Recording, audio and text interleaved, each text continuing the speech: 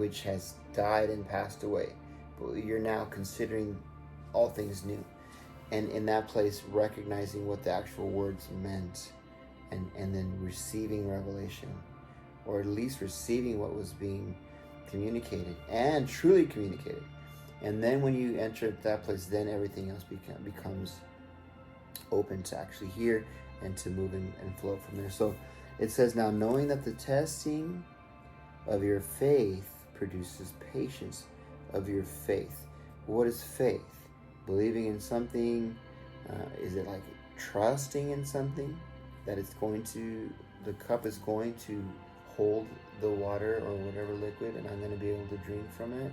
It's not going to pour out through the bottom, or through pores, through holes within it. No. So we grasp, okay, I can trust this. And patience in this sense is meaning I know that that's been tested, so I believe, I have faith that I can drink from it, and it's just a matter of me going to put the whatever inside the cup and to drink it. It's just a matter of I have faith in him. I know my Father in heaven is trustworthy. He said it and it shall come to pass, which is the promise of the Bible. And I know there's a knowing that, so I know him. He's been tried and tested by all of these men of faith, from faith to faith, from glory to glory, recognition, knowing to knowing who he is, so that I have now my own faith, it's been tried and tested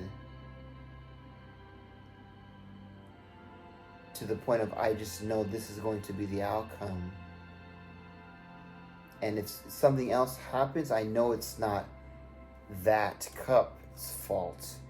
If it got cracked, if it was cut or something punctured through it, then you start to recognize, oh, I see.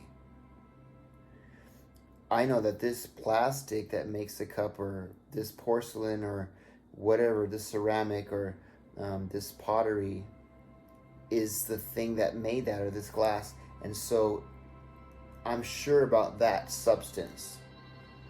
I'm sure about his Holy Spirit. I'm sure about his sovereignty, his ability to do things outside of the way it seems the atmosphere or environment's going. I'm sure about his capacities or capabilities in order to make it so. So he's been tested that I might have faith, which produces in me now just a patience. Not patience again like the world would say, oh, I need patience to deal with this situation, that person, this case. Or patience is now me acknowledging that I know it's coming, and I'm now just in a sense of delight, joy. Oh, I'm excited. Can't wait to get it.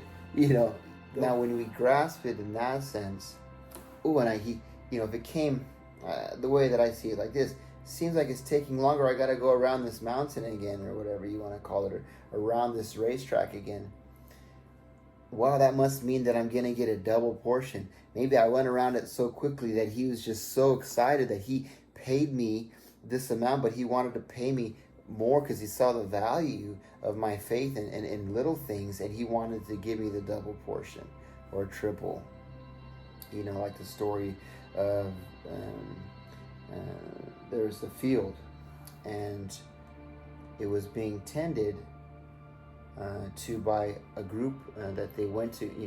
The field master, he went out and he got some people early in the day, and they were tending it, and he said to them, I'll give you 1 day's worth of, like, if they call a penny. And so they agreed to get paid that amount for the day's work. Then he went a few hours later and did the same thing, brought some in, and a few hours later the same thing. And nearly at the end of the day, he went and got a group and says, how come you guys aren't working? What have you been, what are you doing out here, just marketplace? And they said, because no one's hired us, so he brought them in. And then at the end, he paid everybody. He paid the ones that were had been there the shortest amount of time first. And as he did that, the ones that were there earlier throughout the whole day that bore the heat of the sun were like, we're going to get more, because look at how much he's paying them, right? So when they got paid the amount that they were given, that they had agreed to, they got upset with the guy. And the guy said, why is your eye evil? Why are you upset about the situation? Didn't I say I was going to pay you this much? Go on your way. Or does my goodness, because I paid other people, my mercy, my generosity, my grace, because of who I am and generosity, giving to them, does that make you evil? Like, are you upset because I'm a generous man? This is what we agreed upon. And he said, in the end of the days, it's going to be the same. Those who are first shall be last, and last shall be first. Many are called, a few are chosen. So now, of course, what he's talking about here, he's saying, knowing that the testing of your faith produces patience, but let patience have its perfect work, that you may be perfect and complete, lacking nothing. If any of you lacks wisdom, let him ask. Of course, we talked about that in respect to what Solomon did. He says, but let patience have perfect work, that you may be perfect. And so what then is patience' perfect work?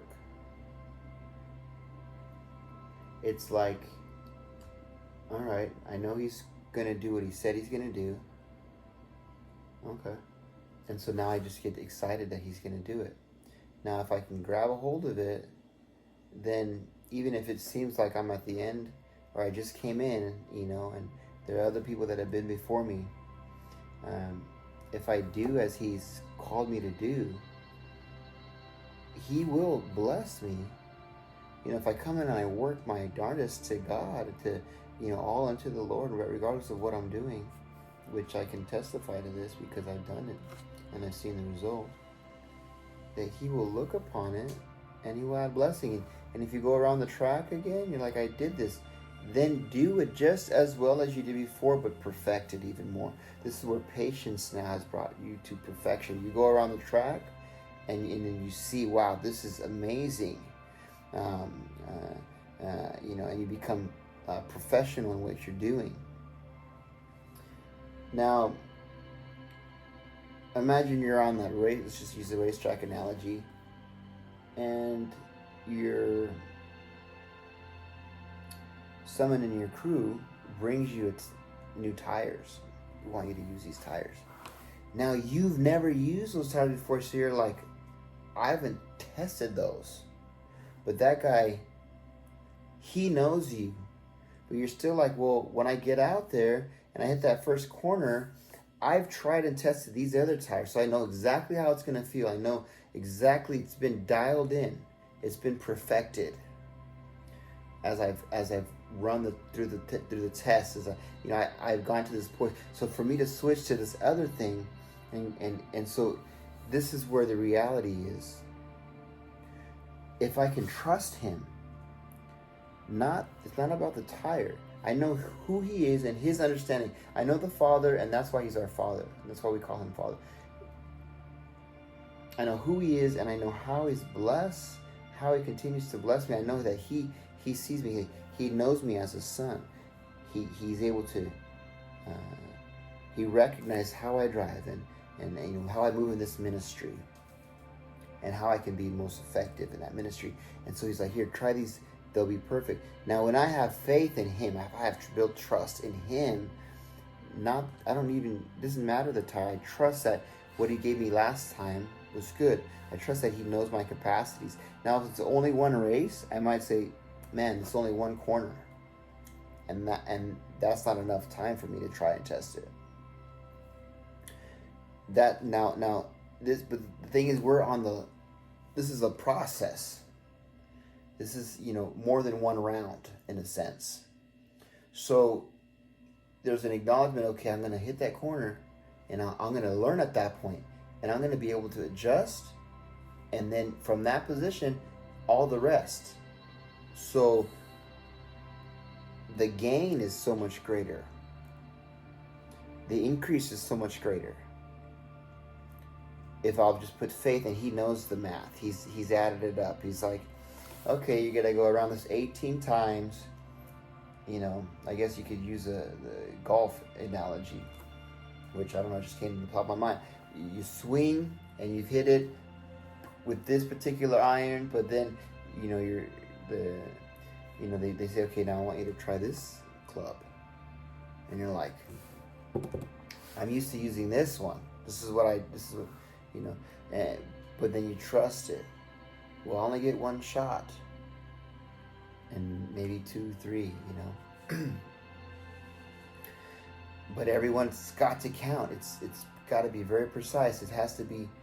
But here's the thing: is that the caddy knows my swing. If I trust him, we build the relationship, so I can trust what he's giving to me, and I can swing how I normally would, and I would get the better. I would get the gain that I'd like. I'd get the more precision, the more power, the more distance, because I'm not changing, you know, my swing. But now then, as I've gained that new, is that we can use it as a gifting. I gain the new gifting. My swing has already been increasingly growing, right? It's like the sun that's coming out. It's always growing and growing and growing, bringing more light and more light and more light throughout the day, up until the point where it's at its hottest point, and even still until it goes down, it's still shining light forth.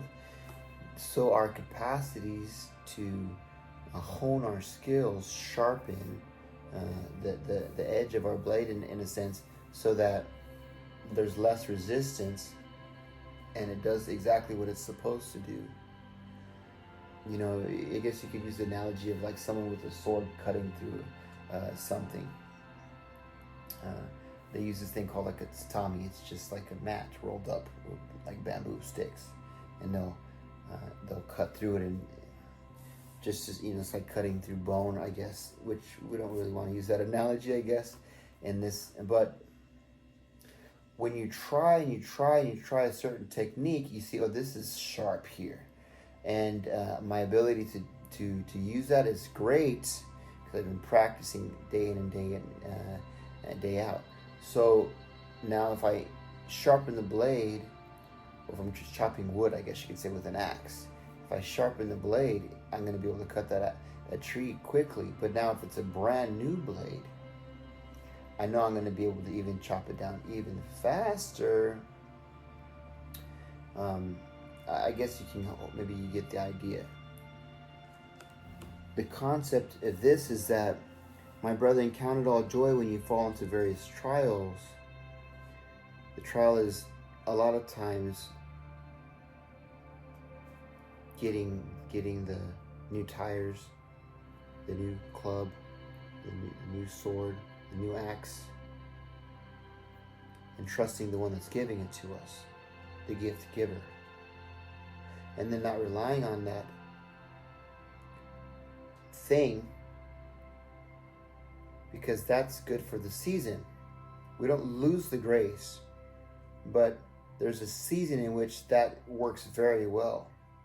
And then as he gives us more, then it will, our skill level has increased. And then he's giving us so that we can continually improve and grow closer and closer towards perfection. And perfection is not limited to our capacity when we are receiving from the source of perfection itself. What that means is kind of like it's eternal, and you know, his love comes in and wrecks our heart, so we can share that love with others, and they can receive it from a place of, man, that person knows what they're talking about, and then that we can get more and it'll just be explosively more than we could ever imagine or have hope for. No eye had seen, or imagination has not even entered into the heart of men what God wants to do. And that's the reality that we exist in continually, knowing that the testing of your faith produces equals patience. Faith being tried and tested and having a knowledge of that equals, now my position now is just like, okay, if I'm going to go another time around the track, I know that it's going to be even easier. Now it should be simple.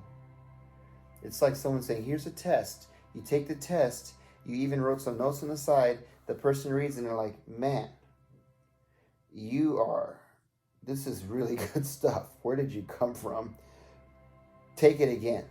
And every time you take the test, or every time that you have a test, you get this amount. And so he's like, here, take it again. I know you already have the answers. You're not going to do worse.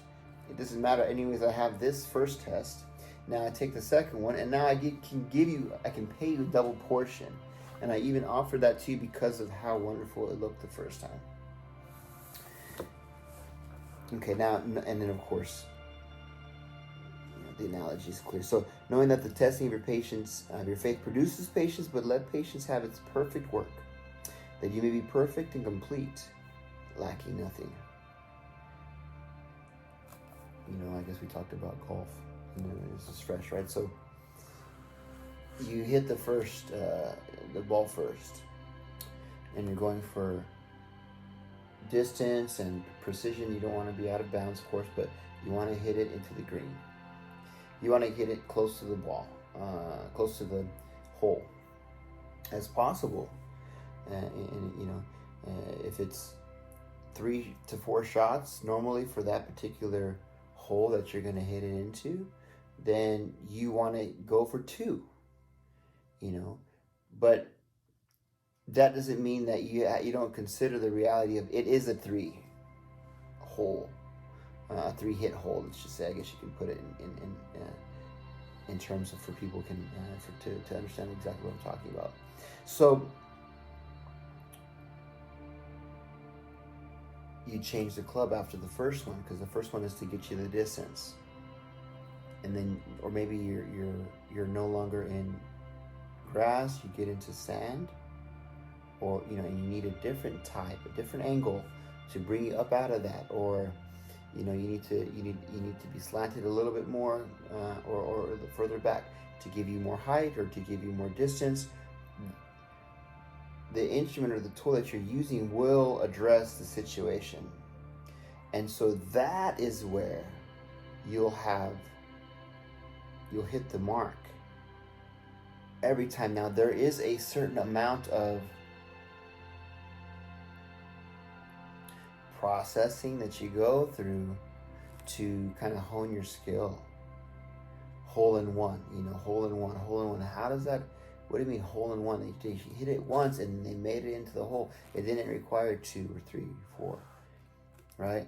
So that means that there was, in the spirit realm, the way we look at this, it's like, I've been so in tune with knowing my Father and how He's done this in me, that now when I'm ministering His love to someone else, it hits the mark every time. It's a bullseye. It can't miss. And that's what we are called to become. Because He's no longer outside of us, but He's now indwelling in us. We have been consumed completely by Him. He's all-consuming. And any area in our life where we say, well, I'm not going to consume Him, I'm going to consume this, this, and this, will reflect in how we serve others, how we work, how we play, how we live in marriage, and with our siblings. All of these areas will look like how we parent, how our children are parented, and or even how they act with other children. Man, I took, I guess I could talk a lot about that, but we'll stay focused. So, okay, we'll touch on a little bit of other things. So now concerning your gifting, the Lord has sent gifts to the body of Christ to equip the saints. When I was at a church a couple of years back, we did like a small group. They called them like a, gathering, kind of like a small house church. And they said, okay, you have to fill out all this information in their system, and what's your group going to be called, and what's the purpose. It's always been, I've known since the beginning, that my purpose was for equipping the saints.